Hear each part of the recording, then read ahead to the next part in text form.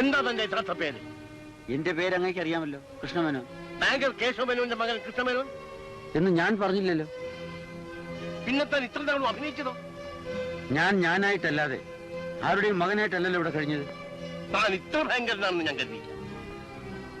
നാരായണ, നാരായണ, കഥ നാരായണ, ഇവിടെ വാടാ, വായൂടെ വാടാ. ആരാടാ ഞാൻ? എവിടെ നിന്നാ പിടിച്ചുകൊണ്ടുവന്നു? അങ്ങ് പറഞ്ഞ അടയാളം വെച്ച് റെയിൽവേ സ്റ്റേഷനിൽ പോയി. മൂക്കുപൊടി കമ്പാർട്ട്മെന്റ്, ടെലിഫോൺ ഷർട്ട്. നീയാണ് ബംഗന്മാരുടെ മഹാരാജാവ്. വിളിക്ക് പോലീസിനെ. എന്തിനാച്ചാ? നിന്നെയും എന്നെയും ഈ കുടുംബത്തിനെയും ഞാൻ ചതിക്കാൻ ശ്രമിക്കായിരുന്നു. ഞാനായിട്ട് ഇവിടെ വന്നതല്ല, അങ്ങനെ ഇവിടെ വരുത്തിയതാണ്. എനിക്ക് ജോലി തന്നതും ഇവിടെ താമസിപ്പിച്ചതും ഞങ്ങളെ തമ്മിൽ അടുപ്പിച്ചതും അങ്ങാണ്. തെറ്റ് അങ്ങയുടെ പക്ഷത്താണ്. അങ്ങയുടെ തെറ്റിന് ഞാനതിന് ശിക്ഷിക്കപ്പെടണം. ശരി തന്നെയാണോ? തെറ്റ് എന്റെ പക്ഷത്തെയാണ്. പക്ഷെ താനൊരു യോഗ്യനായിരുന്നെങ്കിൽ സത്യം സത്യമായിട്ട് എന്നോട് പറയാമായിരുന്നു. അതിനൊരു അവസരം അങ്ങ് എനിക്ക് തന്നില്ലല്ലോ. ചോദിക്കാത്തത് പോട്ടെ, പറയാൻ പോലും സമ്മതിക്കാത്ത ധൃതിയായിരുന്നല്ലോ. എന്നാൽ ജാനകിയോട് പറയാമായിരുന്നില്ലേ? ഞാൻ പറഞ്ഞോ ഇല്ലയോ എന്ന് ചോദിച്ചു നോക്കണം. അദ്ദേഹം എല്ലാം എന്നോട് തുറന്നു പറഞ്ഞിരുന്നു അച്ഛാ. അപ്പോൾ നിങ്ങൾ രണ്ടുപേരും ചേർന്ന് എന്നെ ചതിക്കായിരുന്നു. ഇപ്പോഴെനിക്കെല്ലാം മനസ്സിലായി. പോരുത്, ഒരു നിമിഷം ഇവിടെ നിൽക്കരുത്. ഇയാളുടെ മുഖത്ത് നോക്കി വരുന്നു. എടോ, താൻ ഉടനെ സ്ഥലം വിടണം. തെറ്റ് എന്റേത് കൂടെ ആയതുകൊണ്ട് തന്നെ ഞാൻ പോലീസ് ഏൽപ്പിക്കുന്നില്ല. മാറി.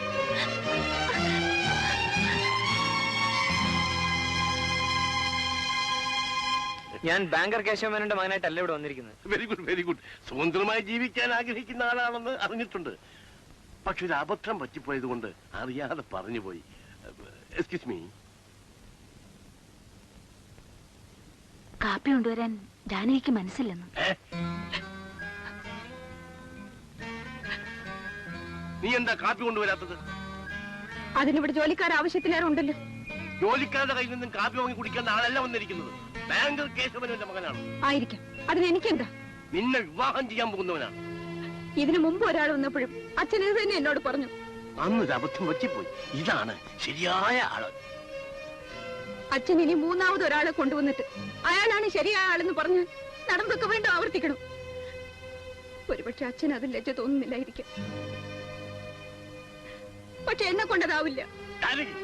പറയുമ്പോൾ പറയുന്നവരെയൊക്കെ സൽക്കരിക്കാൻ ഒരു പെണ്ണിനും കഴിയില്ല അച്ഛ. ജീവിതത്തിൽ അത് ഒരാളോട് മാത്രമേ കഴിയൂ. നീ പറഞ്ഞു വരുന്നതിന്റെ അർത്ഥം? ഈ ജീവിതത്തിൽ ഞാനൊരു ഭാര്യയാകുകയാണെങ്കിൽ അതൊരേ ഒരാളുടെ മാത്രം.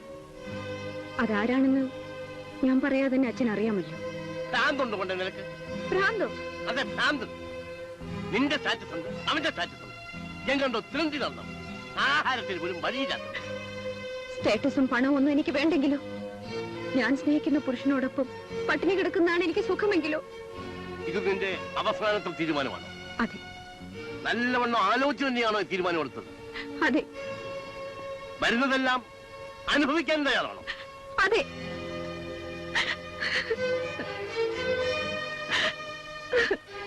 ഒറ്റ മകളാണെന്ന് ഞാൻ കരുതിയില്ല. ഈ വീട്ടിൽ ചതിച്ച് പുറത്താക്കും. പിന്നീട് ഇതിനകത്ത് കടത്തയുമില്ല. വേണ്ട. നീ അനുഭവിച്ചു. നിന്റെ പിടിമാറ്റി പറഞ്ഞിട്ടല്ല, നിന്നെ ഒരു പാഠം പഠിപ്പിക്കാൻ മതി.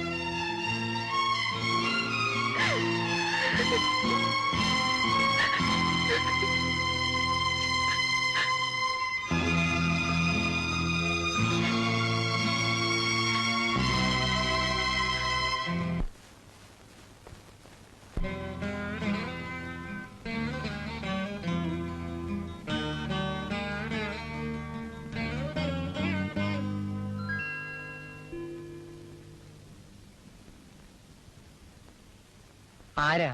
പുറത്തൊരു ടുലറ്റ് ബോർഡ് കണ്ടു. ഓ, അതിനു വേണ്ടിയാണോ? അതെ. ഇരിക്കൂ. എവിടാ ജോലി? ഇവിടെ എങ്ങാനും താമസിച്ച് ജോലി അന്വേഷിക്കാമെന്ന് വിചാരിക്കുകയാണ്.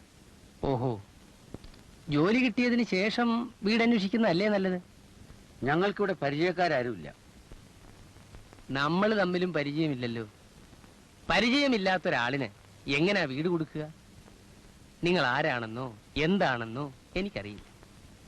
ജോലിയില്ലാത്തത് കൊണ്ട് സമയാസമയത്ത് വാടകയും പ്രതീക്ഷിക്കണ്ട. ക്ഷമിക്കണം, ഇക്കാര്യങ്ങളിലൊക്കെ ഞാൻ അല്പം കട്ടൻട്രിയാണ്. ചേച്ചി, ഞങ്ങൾ ഞങ്ങൾ വീട്ടുകാരുടെ ഇഷ്ടം കൂടാതെ സ്നേഹിച്ച് വിവാഹം കഴിച്ചവരാണ്. അതുകൊണ്ട് തന്നെ വീട് വിട്ട് പോരേണ്ടിയും വന്നു. സാർ, ഞാനൊരു എഞ്ചിനീയറിംഗ് ഗ്രാജുവേറ്റ് ആണ്. 1 മാസത്തെ അവധി തരും. എവിടെയെങ്കിലും എങ്ങനെയെങ്കിലും ഒരു ജോലി സമ്പാദിച്ച് ഞാൻ കൃത്യമായി വാടക തന്നോളാം. ചേച്ചി, ഇദ്ദേഹം വാക്ക് തെറ്റിക്കുന്ന ആളല്ല. ഞങ്ങൾക്ക് വേണ്ടി ചേച്ചി ഒന്നും പറയണം. അവളെ റെക്കമെൻഡ് ചെയ്തിട്ടൊന്നും ഒരു കാര്യവും ഇല്ല. പറയാനുള്ളത് എന്നോട് നേരിട്ട് പറഞ്ഞാൽ റെക്കമെൻഡ് ചെയ്യാൻ കണ്ട ഒരാളെ. എന്താ പേര്? എന്റെ പേര് കൃഷ്ണമേനോൻ. ഇവൾ ജാനകി. ആ മിസ്റ്റർ മേനോൻ, നിങ്ങൾക്ക് 1 മാസമല്ല 2 മാസത്തെ അവധിയാണ്. അതിനകം എങ്ങനെയെങ്കിലും ജോലി കണ്ടുപിടിക്കും. ഇല്ലെങ്കിൽ വീടൊഴിഞ്ഞ് തരേണ്ടി വരും. സമ്മതിച്ചോ? ശരി സാർ, വലിയ ഉപകാരം. പിന്നെ എനിക്ക് ചില റൂൾസ് ഒക്കെ ഉണ്ട്. രാത്രി 9 മണിക്ക് ശേഷം ദൈവം തമ്പുരാമെന്ന് വിളിച്ചാലും ശരി, മെയിൻ ഡോർ ഞാൻ തുറക്കുക. ഞാൻ സന്ധ്യയാകുന്നതിന് മുമ്പ് വീട്ടിലെത്തിക്കോളാം. ലക്ഷ്മി, എന്തോ ഇവരുടെ പോർഷൻ കാണിച്ചു. നിങ്ങളുടെ വീട്ടു സാധനങ്ങളൊക്കെ എവിടെ? തൽക്കാലം ഇതേ ഉള്ളൂ. അപ്പൊ പായും തലണൊക്കെ ഞാൻ തരേണ്ടി വരുമോ? അതൊക്കെ ഞങ്ങൾ മാനേജ് ചെയ്തോളാം. Thank you very much. അവത്തൊട്ടി ഇത്രേ സൗകര്യമൊക്കെ ഉള്ളൂ. വരൂ.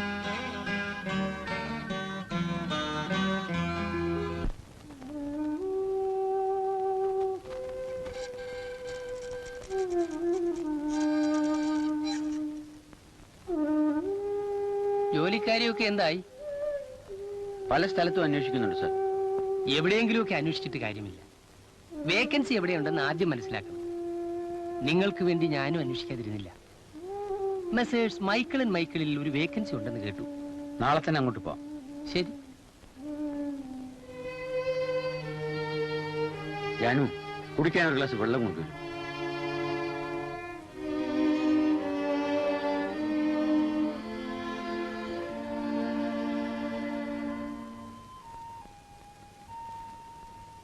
മിസ്റ്റർ മേനോൻ, പോയ കാര്യം എന്തായി? 10,000 രൂപ കെട്ടിവെച്ചാൽ ജോലി തരാമെന്ന്. 10,000 രൂപയോ? 10,000 രൂപയുണ്ടെങ്കിൽ ഷോപ്പ് തുടങ്ങരുത്. ആരുടെ സഹായമില്ല, സുഖമായി ജീവിക്കാമല്ലോ. ആട്ടെ, എഞ്ചിനീയർ ആണെങ്കിലും ടൈപ്പ് റൈറ്റിംഗ് അറിയാം? അറിയാം. രജനി ബ്രദേഴ്സിൽ ഒരു ടൈപ്പിസ്റ്റിന്റെ വേക്കൻസി ഉണ്ട്. ഒന്ന് ട്രൈ ചെയ്ത് നോക്കിയാലോ? നോക്കാം.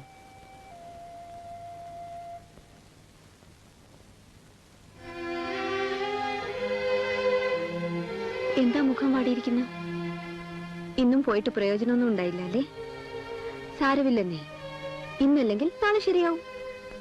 ആദ്യം എന്തെങ്കിലും കഴിക്കും.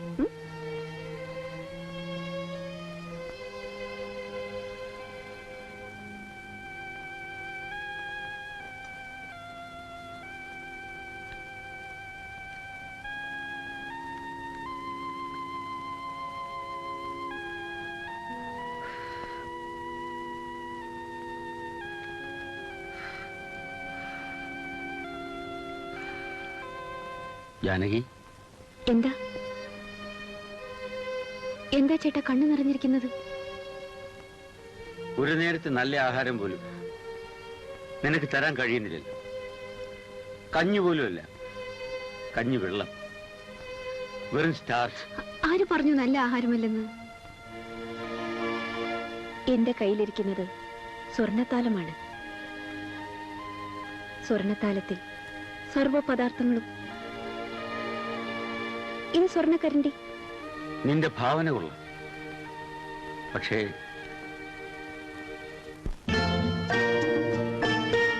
പോസ്റ്റ്.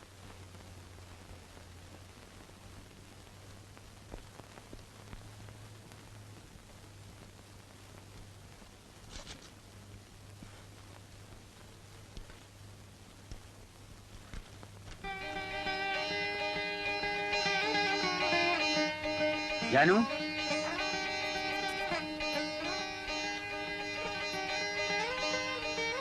എന്താ ജോലി കിട്ടിയോ? ഇന്റർവ്യൂ കാർഡാണ്. എന്ത് ജോലിക്ക്? എഞ്ചിനീയർ. അല്ലാതെ എന്ത്? നോക്കിക്കോളൂ, ഇപ്രാവശ്യം നിശ്ചയമായി ജോലി കിട്ടും. രാവിലെ ഇന്റർവ്യൂവിന് പോകുമ്പോ എതിരെ ഞാൻ ശകുനം വരാം. എന്നെ ശകുനം കണ്ടിട്ട് പോയ കാര്യം നടന്നു തന്നെ. ഓഹോ,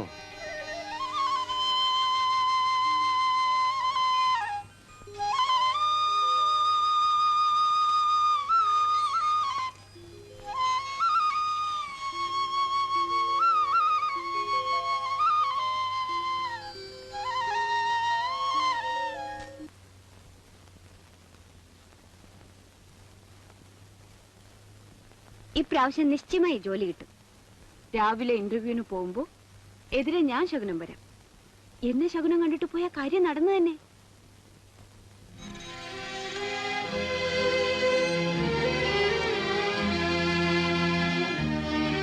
ജോലി കിട്ടിയോ?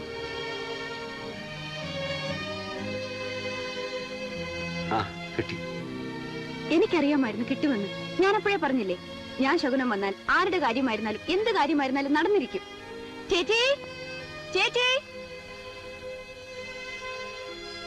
ചേച്ചി, അദ്ദേഹത്തിന് ജോലി കിട്ടി. വാടക കുടിശ്ശികയൊക്കെ ഇൻസ്റ്റാൾമെന്റ് ആയിട്ട് തന്നോളാം. ചേട്ടനോട് പറഞ്ഞേക്കണേ.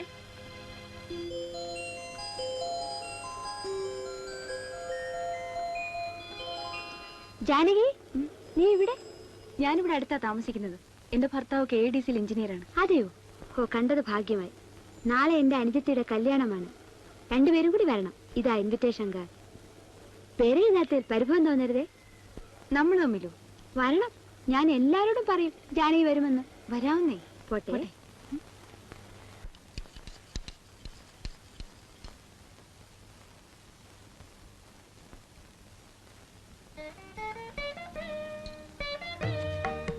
അല്ല, പാചകം അറിയാമോ? അടുക്കളയിലേക്ക് കടന്നിട്ടില്ലാത്ത നീയാണല്ലോ എന്നും ഇവിടെ പാചകം. ഇന്ന് ഞാനായിക്കോട്ടെ എന്ന് കരുതി. ആവശ്യത്തിലേറെ ജോലി ഓഫീസിൽ ചെയ്യുന്നുണ്ടല്ലോ. ഇങ്ങനെ എല്ലാ ഭാര്യമാരും ഭർത്താക്കന്മാരെ കുറിച്ച് ചിന്തിച്ചിരുന്നെങ്കിൽ ഈ ലോകം എന്ത് നന്നായി പോയത്.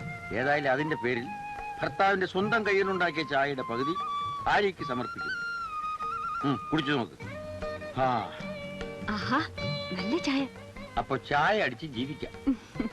പിന്നെ നാളെ ലീവ് എടുക്കാൻ പറ്റുമോ? അയ്യോ, നാളെ ഓഫീസിൽ പിടിപ്പ് ജോലിയുള്ള ദിവസമാണ്. നാളെ എന്റെ ഒരു ഫ്രണ്ടിന്റെ അനിയത്തിയുടെ കല്യാണമാണ്. നിന്റെ ഫ്രണ്ടോ? നിനക്കിവിടെ ഏത് ഫ്രണ്ട്? ഞാൻ മാർക്കറ്റിൽ നിന്ന് വരുന്ന വഴി എന്റെ ഒരു ഫ്രണ്ടിനെ കണ്ടു.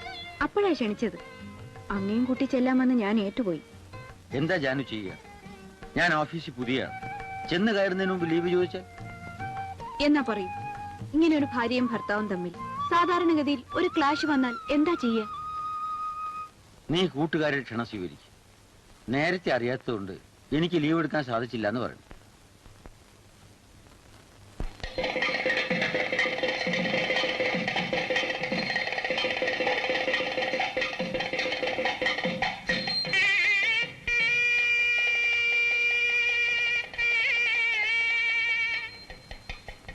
വരൂ ജാനകി.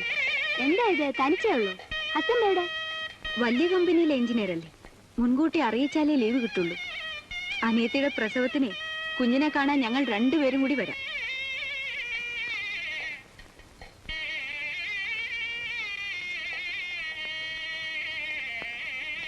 എന്റെ ക്ലാസ്മേറ്റ് ജാനകി. ഭർത്താവ് എഞ്ചിനീയറാണ്.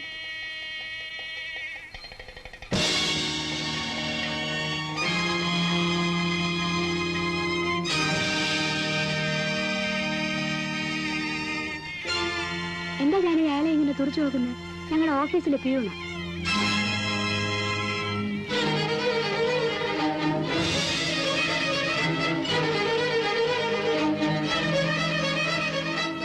എന്താ, നിങ്ങൾ തമ്മിൽ പരിചയമുണ്ടോ? കൊള്ളാം. ഭാര്യയും ഭർത്താവും തമ്മിൽ പരിചയമുണ്ടോന്നോ? നല്ല ചോദ്യം. ഭാര്യയും ഭർത്താവുമോ? അതെ, ഭാര്യയും ഭർത്താവും. പ്യൂണായ ഭർത്താവും അതിഥിയായ ഭാര്യയും. ശരിയാണോ ജാനകി? അപ്പോ നീ കള്ളം പറയുമായിരുന്നു? എങ്ങനെ കള്ളം പറയാതിരിക്കും? അവളുടെ അച്ഛനെയും കുടുംബത്തെയും അവമാനിച്ച് സർവ്വ സ്വത്തുക്കളും വലിച്ചെറിഞ്ഞ് അവന്റെ കൂടെ ഇറങ്ങിപ്പോയി. ഒരു പ്യൂണിന്റെ കൂടെ എന്തിന് ഇറങ്ങിപ്പോയി എന്ന് ചോദിച്ചാൽ കുറ്റൽ മുട്ടി പോവില്ലേ? അതുകൊണ്ട് കള്ളം പറഞ്ഞു. നിന്നെ അവൻ വഞ്ചിച്ചു. അവനും നീയും കൂടി നിന്റെ അച്ഛനമ്മമാരെ വഞ്ചിച്ചു. അവൻ നിന്നെ പട്ടിണിക്കിട്ട് കൊല്ലം പോലും പഠിക്കില്ല. നോക്കിക്കോ.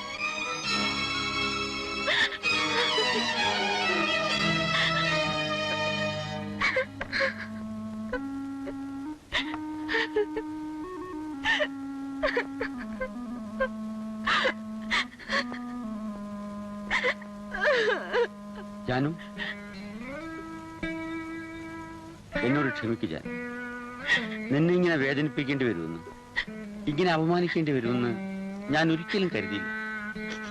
നോക്കൂ, തന്റെ ഭർത്താവ് ഒരു കൂലി വേലക്കാരനാണെങ്കിലും അത് അന്തസ്സോട് പറയാൻ ഒരു സ്ത്രീക്ക് കഴിയും. പക്ഷെ ഭർത്താവ് ഭാര്യയുടെ മുഖത്ത് നോക്കി പച്ച കള്ളം പറഞ്ഞാൽ അതവക്ക് സഹിക്കാനാവില്ല. എന്ത് ജോലിയായിരുന്നാലും അതിനെ മാനിക്കുന്നവനാണ് ഞാനെന്ന് കള്ളം പറഞ്ഞത് നിന്നെ വഞ്ചിക്കാനായിരുന്നില്ല. അന്ന് ഞാൻ ഇന്റർവ്യൂവിന് പോകുമ്പോൾ നീ പൂർണ്ണ വിശ്വാസത്തോടെ എന്നോട് പറഞ്ഞു, നിന്റെ ശകുനം കണ്ടിട്ട് പോയാൽ എനിക്ക് ആ ജോലി കിട്ടും. ഞാൻ മടങ്ങി വന്നപ്പോഴും നിന്റെ മുഖത്ത് ആ വിശ്വാസം നിറഞ്ഞു നിൽപ്പുണ്ടായിരുന്നു. എന്തോ സത്യം പറയാൻ എനിക്ക് കഴിഞ്ഞില്ല. ജോലി കിട്ടിയില്ല എന്ന് പറഞ്ഞ് നിന്നെ വേദനിപ്പിക്കാൻ എനിക്ക് ധൈര്യമുണ്ടായില്ല. അതിനുശേഷം എനിക്ക് ഈ ജോലി സ്വീകരിക്കേണ്ടി വന്നു. അങ്ങൊരു പ്യൂനാണെന്ന് പറഞ്ഞാൽ എനിക്ക് കുറച്ചിലായിരിക്കുമെന്ന് അങ്ങ് കരുതിയോ? ഇല്ല ജാൻ, സന്തോഷത്തോടെ നീ അവരോടെല്ലാം പറഞ്ഞു. നിന്റെ ഭർത്താവ് ഒരു എഞ്ചിനീയറാണ്. സമ്പന്ന കുടുംബത്തിൽ പിറന്ന നിലയും വിലയുമുള്ള നീ താനൊരു പ്യൂണിന്റെ ഭാര്യയാണെന്ന് അറിയണ്ടെന്ന് ഞാൻ ആഗ്രഹിച്ചു. എന്റെ പ്യൂണന്മാരാരും മനുഷ്യരല്ലേ? ഞാൻ അങ്ങയുടെ കൂടെ ഇറങ്ങിപ്പോന്നത് പണത്തിനും നിലയ്ക്കും വിലയ്ക്കും വേണ്ടിയായിരുന്നു. ആ നല്ല മനസ്സിന് വേണ്ടി മാത്രമായിരുന്നില്ലേ? അതെ ജാൻ, നീ എനിക്ക് വേണ്ടി എല്ലാ സുഖങ്ങളും ഉപേക്ഷിച്ചു. പക്ഷേ ഞാൻ നിനക്ക് തന്നത് ഒരു കുടുംബത്തിന്റെ ചുമതല ശരിക്കും ഏറ്റെടുത്ത് നടത്താൻ കഴിയാത്തവൻ വിവാഹം കഴിക്കരുത്. അതിനേക്കാൾ ഭേദം മരണമാണ്. സത്യമാണ് ജാൻ. പണമില്ലാത്ത എനിക്ക് ദുഃഖം മാത്രമേ നിനക്ക് തരാൻ കഴിയൂ. ഇല്ല, ഞാൻ തോൽക്കില്ല. പണത്തിന്റെ പേരിൽ ആ പന്തലിൽ വെച്ച് നിന്റെ അച്ഛൻ നിന്നെ അപമാനിച്ചു. ഞാൻ ദരിദ്രനായതുകൊണ്ട് നീ അപമാനിക്കപ്പെട്ടു. ഞാൻ സത്യം ചെയ്ത് പറയുന്നു ജാൻ, ഇതിനൊക്കെ ഞാൻ പകരം വിട്ടു. ഞാനും പണക്കാരനാകും. പണത്തിന് മറുപടി പണം കൊണ്ട് തന്നെ പറയും. ഉള്ളത് കൊണ്ട് ഞാൻ തൃപ്തിയാണ്. അങ്ങ് എനിക്ക് വേണ്ടി കൂടുതൽ ദുഃഖിക്കരുത്. നിന്റെ സ്നേഹത്തിന് മുൻപിൽ ഞാൻ തോറ്റുപോകുന്നു. പക്ഷേ പണത്തിന് മുൻപിൽ തോൽക്കാൻ ഞാൻ തയ്യാറല്ല.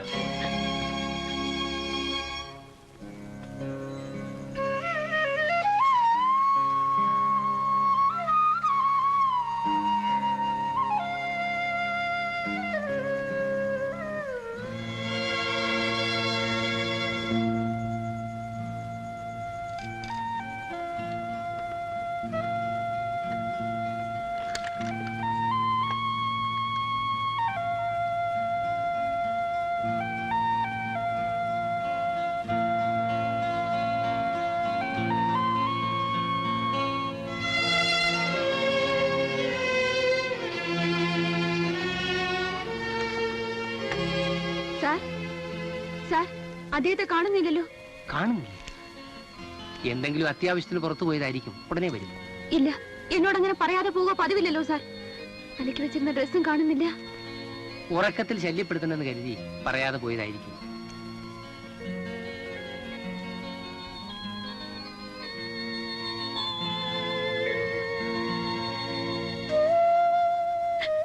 കരയായിരിക്കും ജാനി. പോയാൽ വരാതിരിക്കുന്ന ആളാണ് മേനോൻ ചേട്ടനെന്ന് ജാനിക്ക് തോന്നുന്നുണ്ടോ? ഇല്ല, അദ്ദേഹം വരും. തീർച്ചയായും വരും.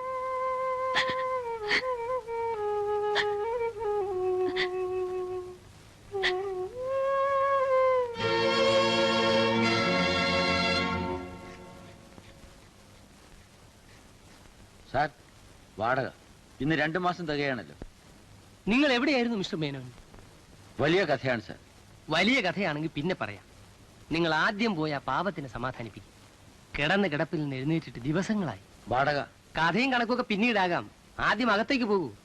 വേഗമാകട്ടെ മിസ്റ്റർ മേനോൻ, ഞാൻ ഇവിടെ തന്നെ ഉണ്ടല്ലോ.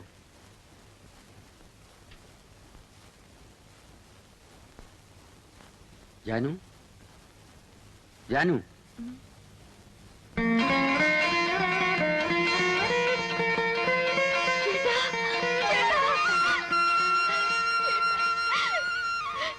എവിടെയായിരുന്നു ഇത്രയും? എന്തിനാ എന്നെ ഇങ്ങനെ തീ തെറ്റിച്ചു? ഇനി ഒരിക്കലും തീ തിന്നാതിരിക്കാൻ.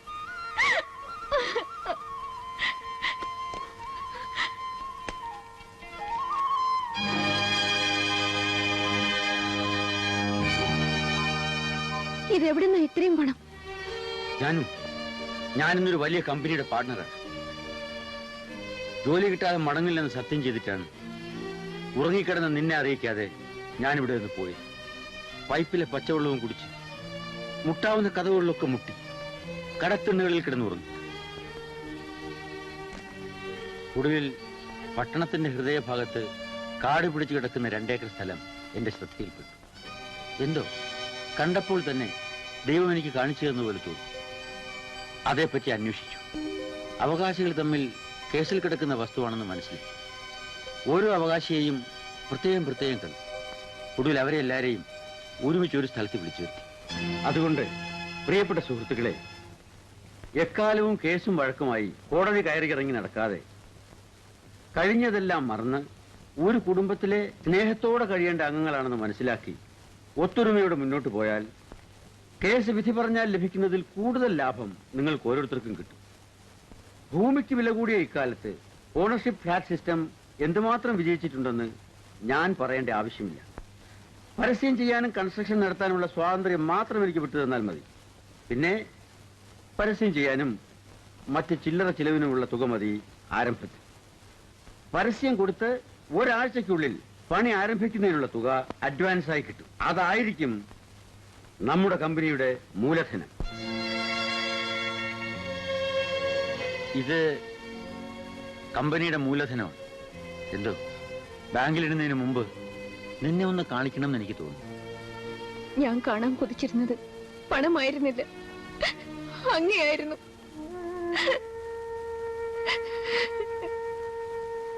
കരയാതിരിക്കുക. എന്റെ ലക്ഷ്യത്തിലേക്കുള്ള പ്രയാണം ആരംഭിച്ചിട്ടേ ഉള്ളൂ. എനിക്ക് ശക്തി തരേണ്ടത് നീയാണ്.